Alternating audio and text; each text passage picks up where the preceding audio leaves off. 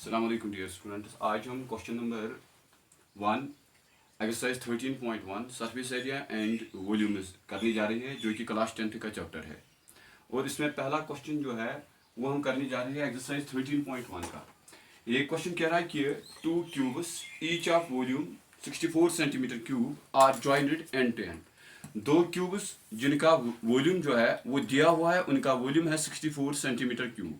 मैंने यहाँ पे दो क्यूब्स को बना के रखा है। इस क्यूब का वॉल्यूम है 64 सेंटीमीटर क्यूब और इस क्यूब का वॉल्यूम जो है वो भी 64 सेंटीमीटर क्यूब। सो इसमें क्या कह रहा है question, find the surface area.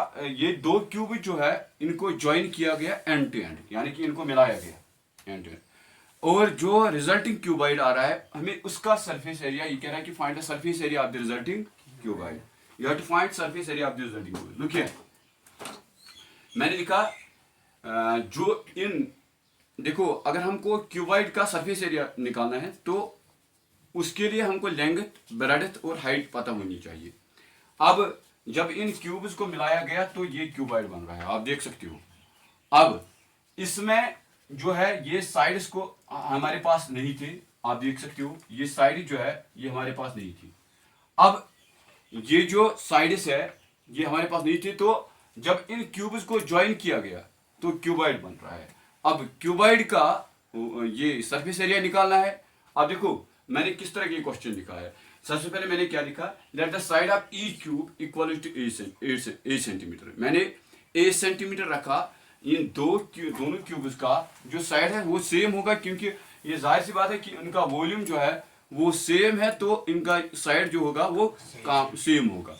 मैंने दोनों का साइड जो है, इसका भी 8 सेंटीमीटर होगा साइड और इसका भी 8 सेंटीमीटर होगा साइड। अब देखो given volume of each cube, यहाँ पे दोनों क्यूब्स का जो वॉल्यूम दिया हुआ है, इसका क्यूब है, इसका वॉल्यूम है 64 सेंटीमीटर क्यूब और इसका वॉल्यूम है 64 सेंटीमीटर क्यूब। अब देखो लेकिन एक्चुअल फार्मूला जो है साइड, जो वॉल्यूम ऑफ क्यूब के लिए फार्मूला है वो है साइड क्यूब। क्या है? साइड क्यूब होगा 64 सेंटीमीटर क्यूब होगा ना, 64 सेंटीमीटर। अब साइड के बदले यहाँ पे 8 सेंटीमीटर है, तो मैंने इसमें फार्मूला में 8 सेंटीमीटर डाला है, जिससे बिकम 8 सेंटीमीटर क्यूब। क्या बनेगा? 8 centimetre cube. 8 centimetre cube equal to 64 centimetre cube. This will become a cube centimeter cube. Whether you get this, this will become a cube centimeter cube equal to 64 centimeter cube. Now centimeter cube will cancel out. Now finally remains a cube equal to 64. What do we get? A cube equal to 64. What we get? A cube equal to 64. Which means that a equal to cube root of 64. What you get?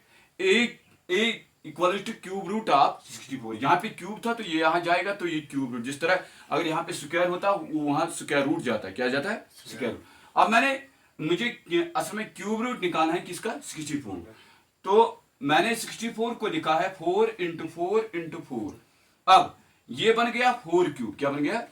जिस तरह square और square root cancel out होती है, इस तरह cube और cube root जो है वो कैंसिल आउट होती है। तो finally we get a equal to 4। क्या आया?